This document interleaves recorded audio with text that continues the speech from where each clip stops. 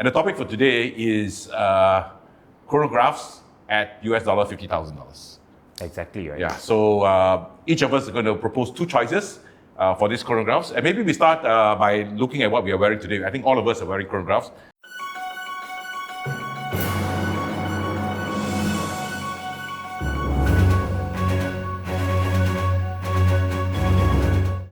Hey guys, here we are at one of my friend's house, and it's a beautiful, beautiful house. Thanks for having us in your house to use this as a recording studio. And today I have with me Stanley and Robin. And the topic for today is chronographs at US $50,000. Exactly right. Yeah, so each of us are going to propose two choices for these chronographs. And maybe we start by looking at what we are wearing today. I think all of us are wearing chronographs. Let's start with Stanley. What are you wearing? I am wearing the IWC Pilot Chronograph in 41mm. So this is the current generation Pilot chronograph with an in-house movement. This is the first watch that I've bought, a more expensive watch that I've bought after studying work, right? Because previously my expensive watch are given. Right. So has a lot of special meaning to it, right? Yeah, so that's my current favorite chronograph for now. Okay, what about Robin? On my wrist is the Omega Speedmaster Professional, also known as the Moon Watch. This is a vintage piece or is it a fairly new version? I would say new vintage. I can't remember exactly which year it was, but I think it's in the early 2000s, right? So it's the caliber 1861. So yeah, had this for the last 6 years, and it's one of the watches I really enjoy a lot. And what I've got today is a watch which is kind of a grill for many people. It's a Rolex Daytona, the Panda with ceramic bezel and white dial. And this is a watch which I wear quite often actually, because surprisingly it's a watch which is very, very wearable. It's very thin, it's very hardy, it's quite well finished for what it is. And I mean, all the three watches I think come below the $50,000 US mark as well. So we can propose this as the first choice for chronographs below the $15,000 US. But let's start proper the episode for today. Let's start with Stanley as your first piece that you're going to propose at below $50,000 US. Yeah, it's the Parmigiani Fleury Tonda PF chronograph 40mm no date. So that's the latest release from Watches and Wonders this year, which you and I have both seen it. Which dial color do you like? Mineral blue. Beautiful. Yeah. Nice. So I think those who know me personally, I'm a huge fan of Parmigiani Fleury. Yep. I love the idea that Sandoz Foundation owns the five fingers, with Vaucher, with their own dial case, the escapement and the turning system. And Elwin, yes, correct. And then finally in the middle you have Parmigiani. And I think Guido did a really good job with the new range. It incorporated the design that Mr. Parmigiani first had. You have the Nard bezel in platinum, okay? And then after that is a steel case, 40mm, which fits on the wrist very well, for even people like a smaller wrist like me. And you like it with the bracelet or? Of course, for this one, it's the bracelet. The bracelet has been amazing, right? For Parmigiani, it's well done as well. So I think what I really like the most is actually, first is the dial. The dial is done by a Rose machine because it's actually a guilloche dial. Yeah. And the discussion we had with Guido is that it is very quiet luxury, right? That from afar, you don't see the guilloche pattern, but when you get close, you see that it's actually a very, very beautifully done guilloche pattern. Oh, it's gorgeous, very discreet. Yes, and then next is actually the movement. Now, what a lot of people don't know is that this comes with a high beat movement. So it's 36,000 beats per hour. So it's amazing, right? And it comes with a column wheel and, if I'm not wrong, a vertical clutch, integrated chronograph, which is not a module because you could build something on it, right? Everything is integrated. It's Parmigiani, so they do everything from scratch up. Yes, and finally, when the movement, when you turn it to the back, it's so beautifully decorated, and the beauty of it is actually that 22K rose gold rotor. The micro rotor. Yes. No, it's not. It's a full-size rotor. Yes. So it's so gorgeous. It's just wow. Okay. Yeah. Good. And Robin, what about you? What's your first choice? For me, my first choice would be the one that's on my wrist right now. Wow. The Moon Watch, yes. Which version is the one that you would pick? Actually, at 50,000 US. Don't forget the price. The price point is quite high. Eh? no, but for me, I think the base version would be something that I would recommend for everyone, right? Manual with the 1861 or no? I think they have changed the movement already, Okay. but yeah, it will be the manual winding one. So why do I choose this particular watch? So for me, it's a mixture of everything, right? The provenance, right? How many watches can stake claim that they went onto the moon before, right? Although I think there's some stories about that, but again, Yeah, the this Rolex is- citizens have gone to the moon. Yes. Seikos have gone to the moon. But again, this is one of the few pieces that Yes. actually went on. This to is the moon. the only one which is official. Yes. So that's definitely something that's very interesting. A manual winding timepiece, I think that's something that, makes it very interesting as well. For me personally, I think the personal interaction that you can get with the timepiece itself, that's something that's quite rare. And for a chronograph at this price point, I think that's something that's pretty unbeatable as well. Considering the manual winding aspect and the provenance aspect. So, fun fact, I got this watch pre-owned back then at less than US $3,000. They're not anymore, right? Of course, now prices have went up, but at that point in time, at 3,000 US below for a full set, I think it's pretty unbeatable. And even though prices have went up over the years, I still think that given that particular price point, there's not many compelling choices that you can get, that has that kind of history, that kind of a background and story that comes with this timepiece. So that's my choice. Okay. And fun fact, right? For the difference between his watch and ours is actually ours have a column wheel, right? His is actually a cam activated chronograph.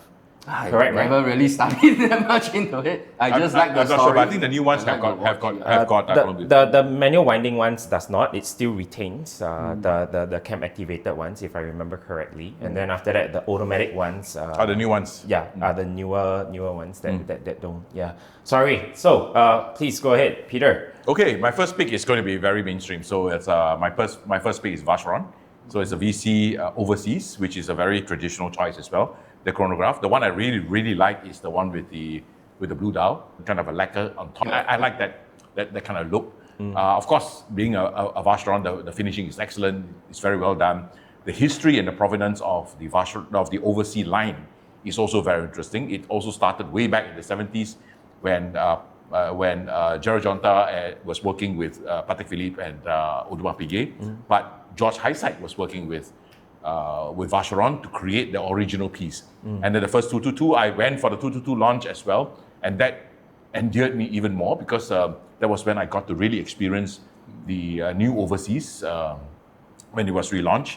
It was a fantastic event where we get to experience the watches really like, because Vacheron events where you go, they actually issue a loan watch for the duration of the event.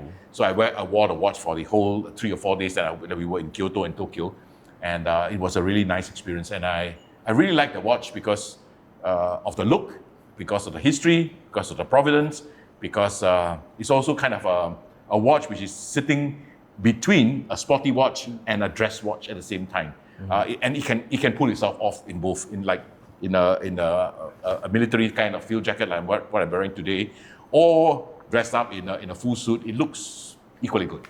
And that's also helped by the fact that it had the very user-friendly strap changes. Oh, it was one of the first to have this user-friendly strap changes. And if you buy the model in stainless steel, which is the one I like, which will fall within the $50,000 US price range, it comes with the stainless steel bracelet and 2 straps, which you can change easily. And it's the first one in the business to do this on a mass scale. Yep. Very, very easy, very fast, and very cool. Yes.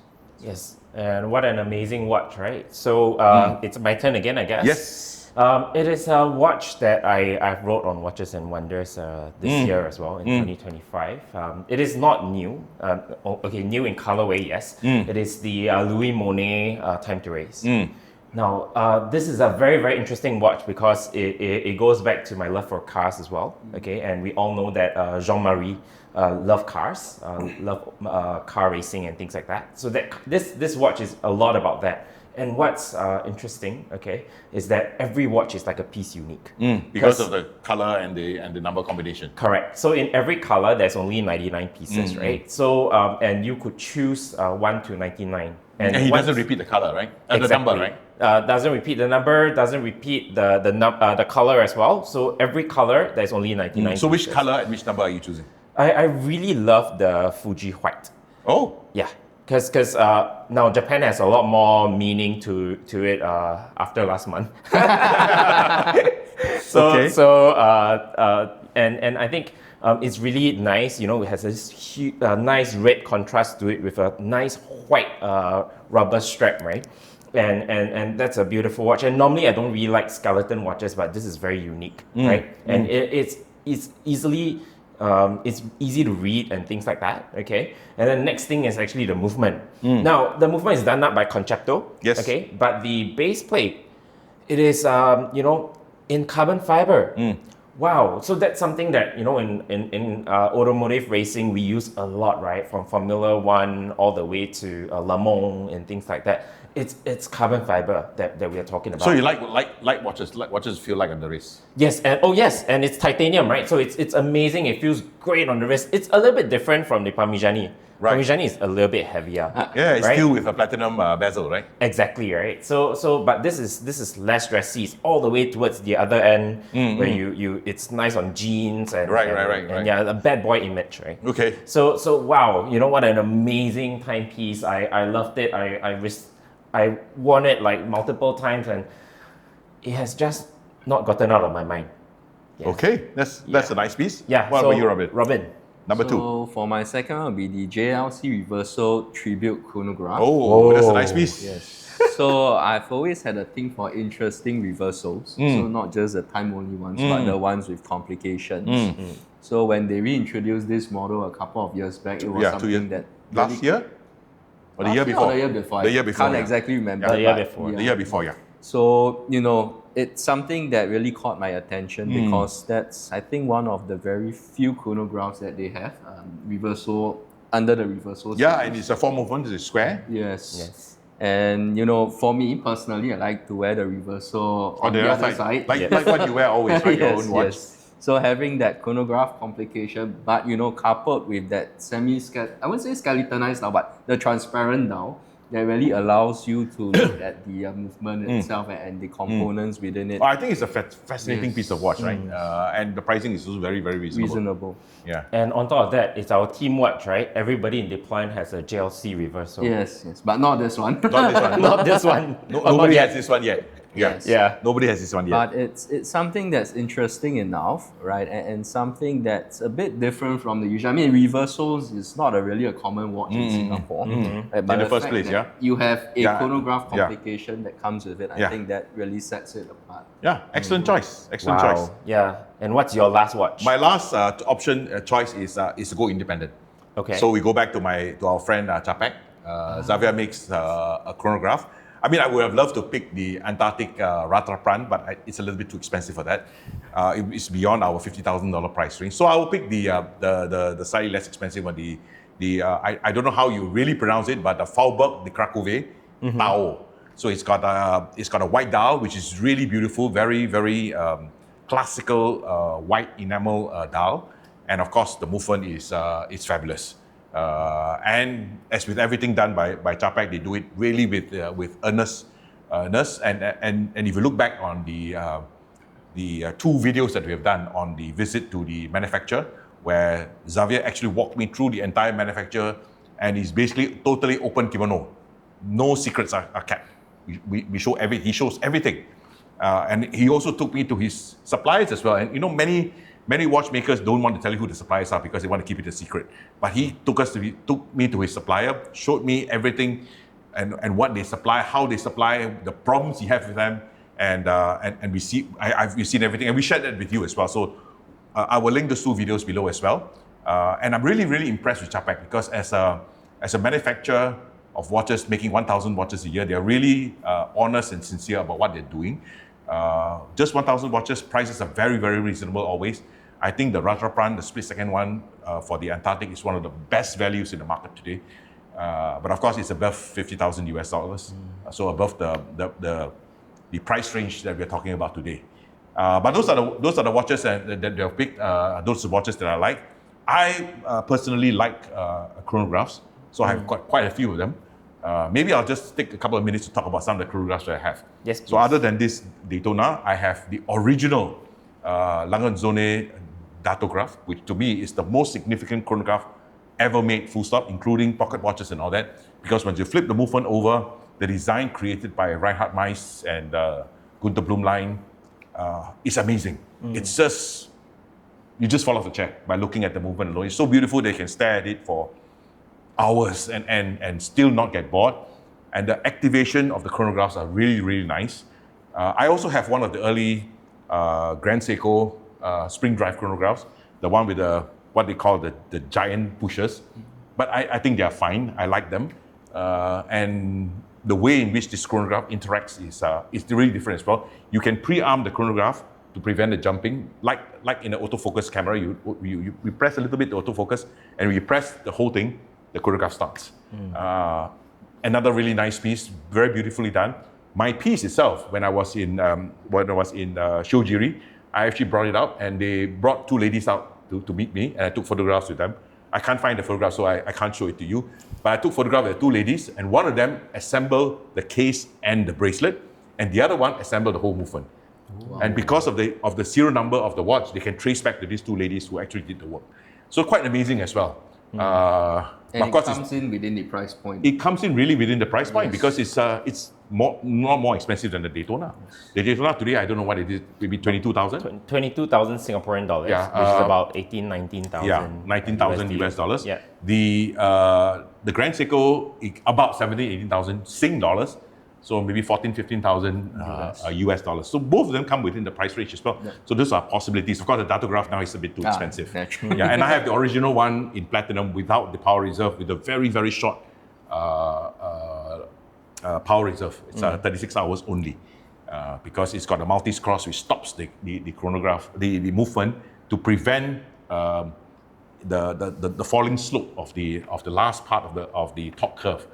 When you activate the chronograph after a certain period of time. So the watch stops actually at 36 hours, preventing you from using it and getting bad timing out of it. Wow, amazing, right? Yeah. But I think to round up everything, I think the most interesting and amazing chronograph in the market today is something that you're wearing right now, which is the Rolex Daytona. Right? Everybody, why do you think so? Most people wanted one. Yeah, it's a holy grail for a lot of people. It's kind of a grail, including you. Yes, exactly, right. And it comes with, the evolution of it is very interesting. And, Right. And then again, of course, at one point in time, you also housed the most iconic chronograph movement, which is called the El Primero. Yeah, From Zenith, right? But Rolex modified it. Yes. So the El Primero runs at 36,000 BPH, but Rolex, when they use it, they modify it to 28,008. Yeah. Because they felt that a chronograph running at that kind of high speed at that time is going to not be as reliable as it would have been at 28.8. But what's interesting is that this year in the Land Dweller, the movement is 36,000 BPH, so it's a high bit movement. Exactly. And on top of that, I think this is a watch for almost every bucket, right? So you have like your 20,000 and below. Yeah. Then after that, you have your white gold below, which is the 50,000 mark. And then you you have the platinum, right? Which is actually, I don't know. I don't know how to express this, and I don't know. And sometimes I'm embarrassed to express this as well. That I really like the platinum one. It's so heavy. It's so nice. The original one, the one with the brown bezel, ceramic bezel, Yes. and the pale blue dial. It's so beautiful, and when you hold it, it feels nice. Exactly, right? And then, of course, if you want to go back to the ones with a little bit more history, you have the one from McQueen. Yeah, right? Steve McQueen, but no, not Steve McQueen. Paul Newman. Paul Newman, right? And Paul then, Newman. Steve McQueen is the Explorer. Yeah. Correct. And then the other one is Right. also the Le Mans 100 Years. Yes, the Le Mans 100 Years. Which comes in either white gold or yellow gold. So that too is But the actually one I my really like, favorite. the one I really like is in white gold with the meteorite dial. Yes. So everyone is unique as well, and that is also, I think that will fall within the 50,000 US dollar range. Not No? so sure after the price reductions. Yes, maybe not. Yeah, and but also- it's around there, right? It's roughly Correct, around the 50,000 US dollar range. But the problem with Rolex is not the pricing. This watch is not that expensive. It's $22,000, but it's accessibility. It's not accessible to most people, and we understand that many of you have expressed this many times before, that trying to get a Rolex is difficult. striking lottery. Yeah, a little bit, but I think develop the relationship with the dealer. Buy the pieces you want, not pieces that help you get to where you can be assigned a watch. But buy the pieces that you want, and eventually, I think you should get that, because I think they are becoming a little bit more accessible nowadays. Dealers are also becoming more aware that people are flipping these watches to the grey market, because today, I think second-hand this watch is worth nearly 50k. 40 plus. 49, 50k, yeah, roughly, plus minus. And if I buy it at 24 and I flip it tomorrow at 50k, I make quite a bit of money. Please don't do that. No, so please don't do that. Yes, exactly. So we want to support the authorized dealers, because they put money back into the brand and develop the brand, whereas the grey market dealer doesn't put anything back into the brand. Exactly. They take the money, they go and spend it wherever. And for me, I've always been a proponent that we should not support grey market dealers. No matter how much you want a watch, it's just a watch. You can live without it. As we said in one of the earlier episodes, it's not food on the table, it's not milk for the kids. It's just a watch. So if you can get it at legally authorized, buy it. If you can't, wait for it. Exactly. Right? Yeah. It's part of the adventure. Yeah, it's part of the adventure as well. Yeah, and also one of the interesting things about working with independents, if you get that early enough, you can actually shape the watch you want. Yeah. Exactly. So, which is like Parmigiani and Louis Monet and even Japet, right? That we have spoke about. There's so many customizable options. Yeah, many of these watches are very highly customizable. Yeah. So, if you want to do something customized, then go for your indies. Yes. Okay, so we've come to the end of today's episode. Very fast and quick. Thank you very much, and do tell us below in the comments what is your pick for a chronograph at about the below $50,000 US price range. Tell us what you think about our choices as well, whether you like it, you don't like it, you think there are better alternatives, and maybe we missed out something. This list, of course, is not exhaustive, and it's all very personal and very biased from our point of view. And coming back again to my one of the articles, or the articles I always come back during Christmas, is that we always express ourselves to ensure that we tell you what we like, so that you understand what we like, you know our biases, because everybody is biased. Exactly. All right? All right, guys. Have a pleasant day ahead. Cheers. Cheers. Bye. Right.